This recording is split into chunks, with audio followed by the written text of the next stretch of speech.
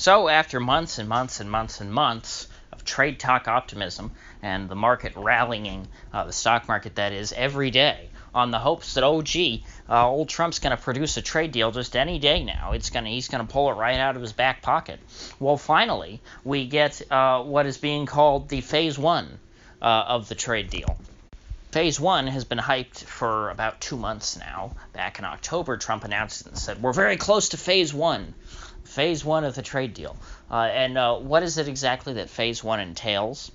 Well, for one thing, they're not going to raise tariffs on December the 15th, which, every time for the last few times that the trade deal deadline has come about, they've always at the last minute announced, okay, we're not going to actually raise tariffs anymore. We're going to postpone the deadline, and we're going to keep negotiating. And this has been going on for a year.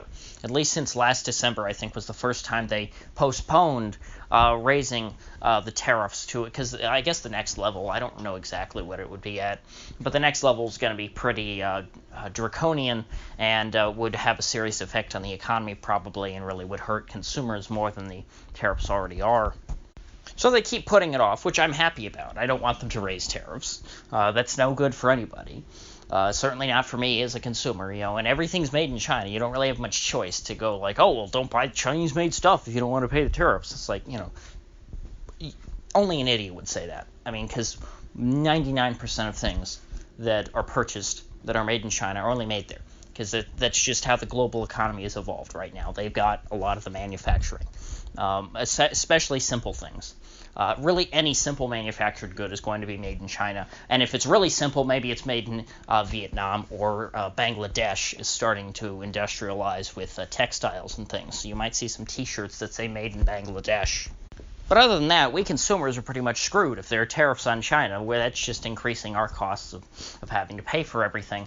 And who then is it that's supposed to benefit from these tariffs? What's the point? Well, the point is supposed to be to put pressure on the Chinese so that they feel the heat, because obviously when the tariffs go up, that will hurt their bottom line, because if it raises the costs of their goods to consumers, well, then consumers are going to buy less, and they're going to make less money.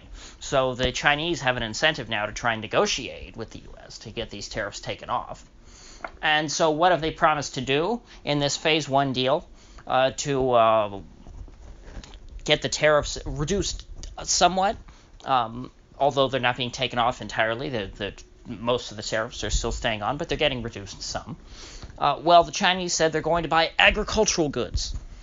And so who's benefiting from all this? Who's reaping the benefit from the pain that the consumers are having to feel from these increased tariffs? Well, it's the farmers. And you might have said, 100 years ago, well, farmers and consumers, it's the same people, because, farmers are consumers. Well, not so much anymore. The agriculture in the United States is becoming increasingly concentrated in the hands of, a few big farming corporations. And, small farms are pretty much extinct. There are independent family farms that are quite large that still exist. But those people are rich enough to where they don't feel the pain from the tariffs anyway. I mean, these are folks who live off of the welfare from the farm bill every year. The folks who buy brand new tractors every year just because it's subsidized and costs them no money. They buy their daughter a tricycle and she rides it once and throws it away just because she's got so many of them lying around. There's no reason for them to reuse things. So they've got plenty of money. So really, most of the farming in this country, most of the agricultural goods, are produced by people who are doing quite well as it is and are getting lots and lots of subsidies from the U.S. government. So I don't see how this is a particularly fair deal for the American consumer. If you're somebody who's, let's say you're working as a waiter or bartender, like so many Americans are these days, that's pretty much the fastest growing job category since the end of the recession. That's what's boomed, has been restaurants and bars, all that leisure stuff. Those kinds of people don't make a ton of money. A lot of them live paycheck to paycheck. And if the price of all these made in China goods that you have to buy suddenly goes up 25% or so based on these tariffs, and you don't even get any relief from it. You get some minor relief, some tariffs getting pulled off, but only after the big farmers get to benefit, the folks who never really were struggling to begin with. That, to me, does not seem like something that would win you popular support amongst the American people, at least if they fully understood it. Maybe because, this is actually true. Because the tariffs are spread out in such a way to where you don't really see it directly. It's not like at the end of your bill at Walmart it says, okay, tariffs due 25% or something like that.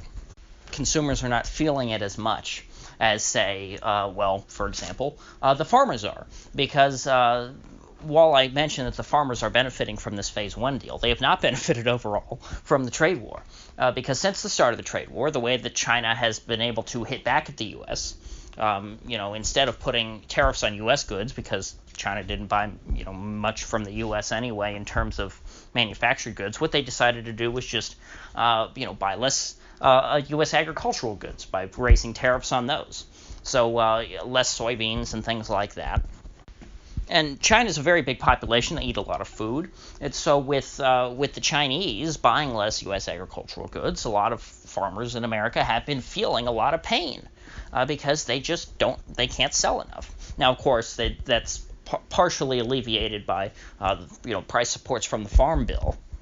But nonetheless, it's been documented many times that farmers overall are not doing too well under this whole trade war regime. So this Phase 1 deal then maybe will give them some reprieve from that pain. However, this Phase 1 deal, from everything that we can tell, will not restore Chinese agricultural purchases to pre-trade war levels.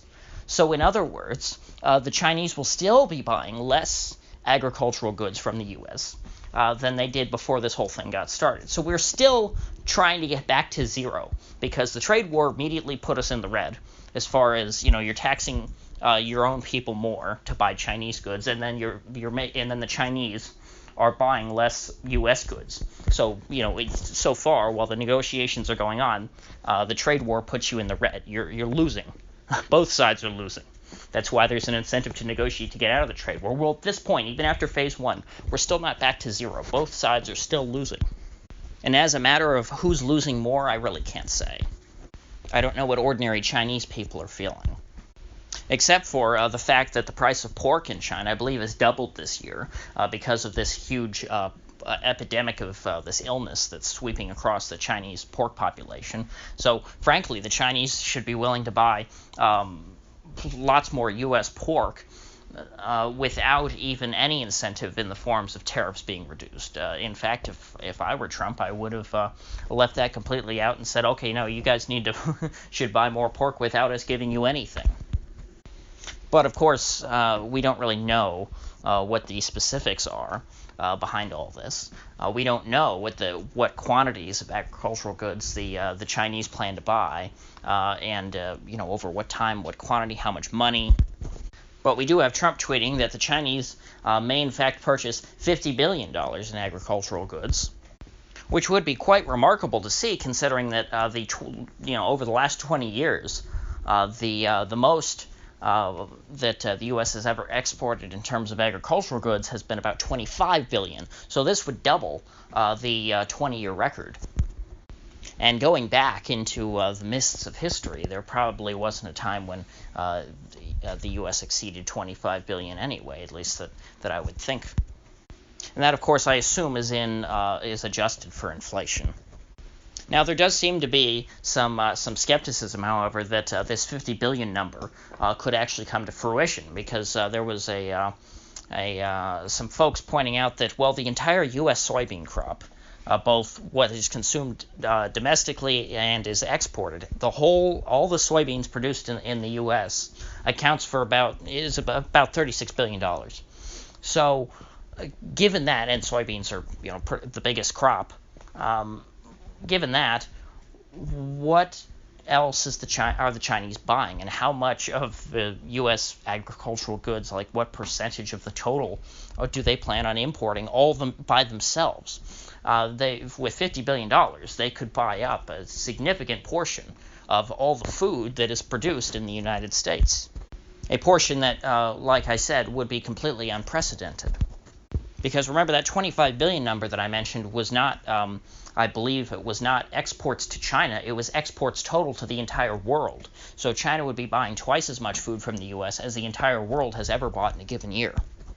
I don't even think that's possible because the U.S., they export so much to the rest of the world, and there's, of course, well, I guess that would drive up the price of food here, and then maybe the U.S. wouldn't need so many price supports because we're certainly capable of producing a lot more food. It's just the U.S. government, thanks to the price support system, the Farm Bill, all that, they keep farmers from producing too much food because they don't want the price to fall. Which is an absolutely absurd idea. They've been doing it since the Great Depression. People were literally starving in the streets, and the U.S. government was burning food to make sure that the price didn't get too low. This was what was supposed to get us out of the Depression, but I don't want to get off on that topic again.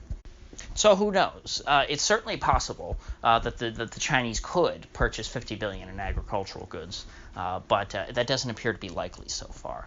Now, some folks were saying, hey, we can see what this is all about once and for all if they would just show us what the actual Phase 1 trade deal says, or at least reveal what the purchase targets are for each of the agricultural goods, so that we would know if China is in fact planning to purchase $50 billion in agricultural goods. Well, Lighthizer, the U.S. trade representative, he said, nope, that's classified. The Phase 1 trade deal that we've been waiting so long for, that Trump has touted so much, that the markets have been rallying off of, is classified.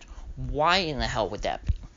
It's not like this is some top secret, government nuclear agreement between the U.S. and China saying that, okay, we're not going to nuke each other. Actually, even in that case, that should be public, too. That should be even more public. Yeah, there's no reason for any of this to be classified. In fact, I think that government classification 99% of the time is completely bogus and unjustifiable. It's most of the time, vast majority of classifications are done to keep the government from looking stupid or being embarrassed about things that they just don't want the people to know about. So every time that you hear that something is classified, don't take that as some sort of authoritative end and decision. You should always question government classification, and again, 99% of the time, you should oppose it, because these old fuddy-duddies who run the state are not better than us. There's no reason why they have the right to know certain things that we don't. They supposedly work for the people, right? Isn't that the whole idea? The whole government of, for, and by the people that all these politicians always tell us about. Every campaign speech, they always love to bring up that line and talk about how important the people are. Well, then why don't the people have any power? Why don't they have any decision-making power? Why are we just supposed to always trust you?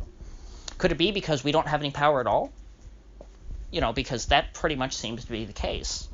Though I'm sure that they don't want ordinary people figuring that out.